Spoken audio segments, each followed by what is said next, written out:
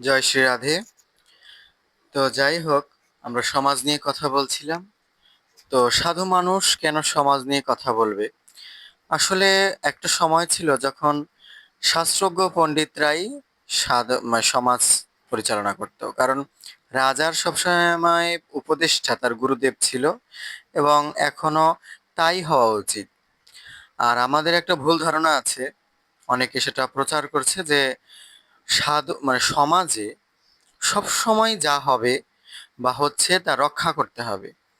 কোনো কোনো ব্যক্তি পিঠ বাঁচিয়ে চলে যাচ্ছে যে দাও ধু, ইন্ডিয়া চলে যায়। আসলে তো আপনারা কখনো ভেবে দেখেছেন, একসময় মোগল আমল ছিল, ব্রিটিশ আমল ছিল, তখন হিন্দুরা ইন্ডিয়াতেও বিপাকে ছিল। তখন আপনারা কোথায় পালিয়ে যেতেন? কোথায় পালিয়ে যেতেন? পালিয়ে কখনো ধর্ম হয় না। হয় নয় আপনার এক জায়গাতে বসে সেখানে যুদ্ধ করে থাকতে হবে, না হলে হার স্বীকার করে মরে যেতে হবে, কিছু একটা করতে হবে। তবে যুদ্ধ তখনই প্রয়োজন হয় যখন আপনি অসচেতন, যখন আপনার দুর্বল স্থান দিয়ে, যেমন টিন ফুটো হয়ে গেলে তখন জল প্রবেশ করতে পারে, কারণ সেখানে দুর্বল স্থান টিনের। আর যদি সেখানে দুর্বল স্থান সে না হতো, তাহলে সেখান থেকে জল বেরোতে পারতো না। তা আমি বলতে চাইছি যে আপনি দুর্বল। কোনখান দিয়ে দুর্বল? কোন জায়গা থেকে দুর্বল? আপনি দুর্বল হচ্ছেন প্রকৃতপক্ষে আপনি কিচ্ছু জানেন না। আপনাকে যদি বলে, অন্য কেউ এসে বলে আমার ধর্ম শ্রেষ্ঠ, হ্যাঁ হতে পারে, সেটা আমি শ্রদ্ধা করি। হ্যাঁ, শ্রদ্ধা তো অবশ্যই করতে হবে। তবে আপনারা কি করেন? সেখানে গিয়েও মাথা ঠুকে আসেন। তারপরে যেখানে যে যার ধর্ম বলুক, আপনি কখনো পারবেন না অন্য ধর্মের একটা মানুষকে আমার মন্দিরে এসে প্রণাম করাতে। হয়তো অনেক লোভী ব্যক্তিরা আছে, অনেক জায়গায় ভিডিওতে দেখা যায়, তারা সন্তান মানত করে এই জন্য মনসা মন্দিরে, কালী মন্দিরে যায়। সেটা তাদের লোভের কারণে মানত করবে, সেখান থেকে কিছু পাবে। সেটা আমাদের ধর্মের প্রতি শ্রদ্ধা নয়, একদমই নয়। তো যাই হোক, আমি বলতে চাইছি যে আমাদের ধর্মের মূল থিম হচ্ছে ধর্মকে রক্ষা নয়, ধর্মকে পালন করা। ধর্মকে পালন না করতে পারলে ধর্মকে রক্ষা করা যায় না।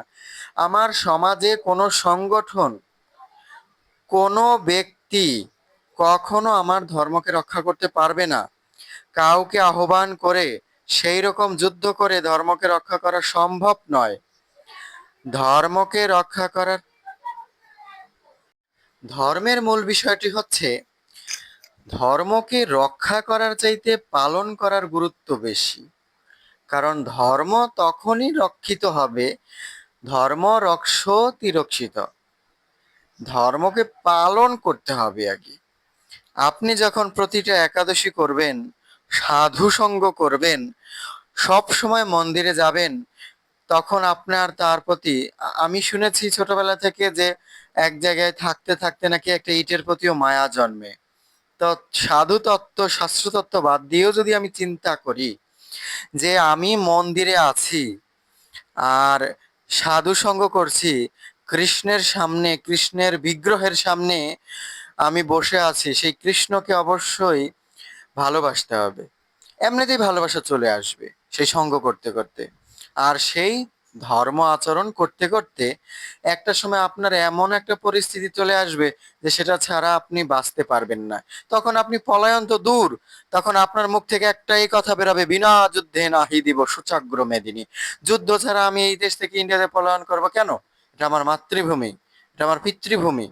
এখানে আমার মা জন্মেছেন, এখানে আমার বাবার জন্ম, আমার দাদুর জন্ম, ঠাকুরদার জন্ম, জন্ম জন্মান্তর ধরে আমার পূর্বপুরুষের এখানে ভিটা। তখন আপনার এরকম একটা টেন্ডেন্সি, এরকম একটা চিন্তাধারা তৈরি হবে যে না, আমি এটা ছেড়ে তো কোথাও যেতে পারবো না, এখানেই আমার থাকতে হবে। এই দেশেতেই জন্ম আমার, এই দেশেতে মরি, এই দেশেতেই মরতে ইচ্ছা করবে।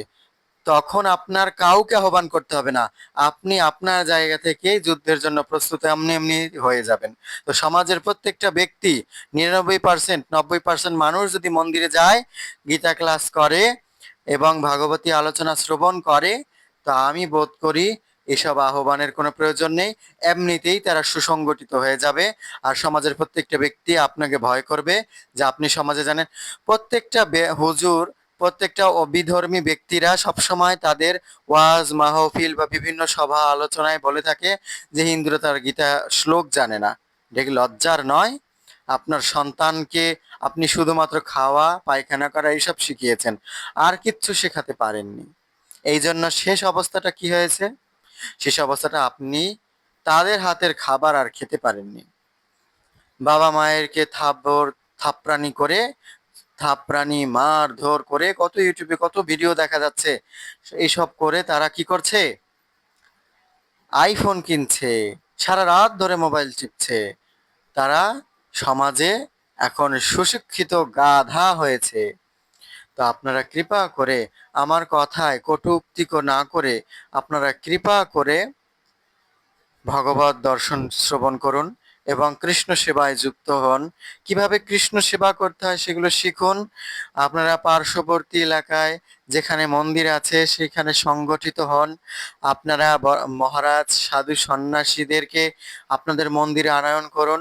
মন্দিরে কৃপা করে বছরে একবার জাঁকজমক করে পূজা করে, জৌলুস করে সেখানে আপনারা ছ্যাবলামো করবেন না। কৃপা করে আপনারা ২-৩ বার হলেও পারলেও টাকা বাঁচিয়ে সেখানে ড্যান্সার, নৃত্যশিল্পী এ সমস্ত না করে আপনারা কৃপা করে সাধু সন্ন্যাসীদেরকে আপনাদের মন্দিরে আনয়ন করুন। তাতে করে আপনাদের সমাজ, আপনাদের সন্তানাদি, আপনাদের মা বোনরা কিছু শিখতে পারবে। জয় শ্রী রাধে।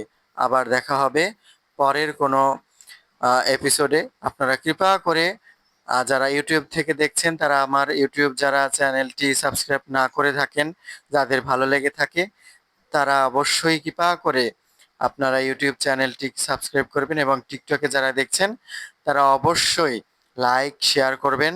যারা ফেসবুকে দেখছেন তারা অবশ্যই লাইক কমেন্ট করবেন। জয় শ্রী রাধে।